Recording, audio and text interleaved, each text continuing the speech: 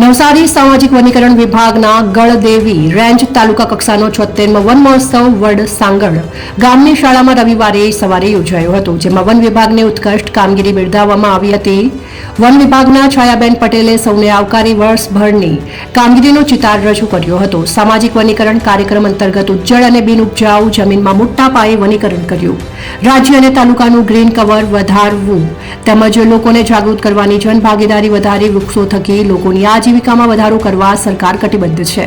નવસારી સામાજિક વનીકરણ વિભાગના ગળદેવી તાલુકા કક્ષાનો 76મો મહોત્સવ વડસાંગળ ગામની શાળામાં રવિવારે યોજાયો હતો. વન વિભાગની ઉત્કૃષ્ટ કામગીરીને બિરદાવવામાં આવી હતી. વન વિભાગના છાયાબેન પટેલે સૌને આવકારી વર્ષભરની કામગીરીનો ચિતાર રજૂ કર્યો હતો.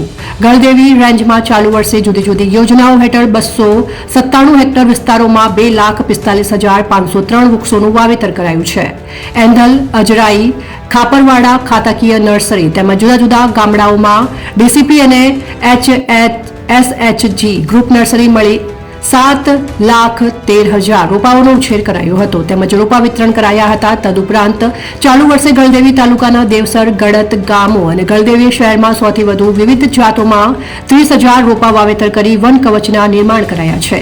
આ પ્રસંગે ગળદેવી ધારાસભ્ય નરેશ પટેલે વૃક્ષ લીલી ઝંડી આપી હતી અને તેમને ઉજ્જળ તથા બિનઉપજાઉ જમીનમાં મોટા પાયે વનીકરણ કરવા લોકોને જાગૃત કરી જનભાગીદારી વધારીને વૃક્ષો થકી લોકોની આજીવિકામાં વધારો કરવા તેમજ કોરોના કાળમાં ઉદ્ભવેલી ઓક્સિજનની સમસ્યા બાદ યાદ કરીને વૃક્ષારોપણ માટે આહવાન કર્યું હતું. ઉદ્યોગ ધંધા સાથે પર્યાવરણના સંતુલનમાં વૃક્ષોની મહત્તા સમજાવી હતી. ગળદેવી તાલુકા પંચાયત પ્રમુખ પ્રશાંત શાહ, ઉપપ્રમુખ નીતા દેસાઈ, જિલ્લા પંચાયત શિક્ષણ સમિતિ ચેરમેન શીલા પટેલ, મહેશ પટેલ, ગળદેવી પાલિકા પ્રમુખ ભાવેશ પટેલ, પ્રાણલાલ પટેલ, સરપંચ રશ્મિબેન પટેલ, મનોજભાઈ પટેલ, તાલુકા ભાજપ પ્રમુખ શૈલેષ હણપતિ, શાંતિલાલ પટેલ, સનમ પટેલ, રેણુ પટેલ તેમજ વન વિભાગના છાયાબેન પટેલની સમગ્ર ટીમ મોટી સંખ્યામાં ગ્રામજનો, સરપંચો, અધિકારીઓ, અગ્રણીઓ ઉપસ્થિત રહ્યા હતા.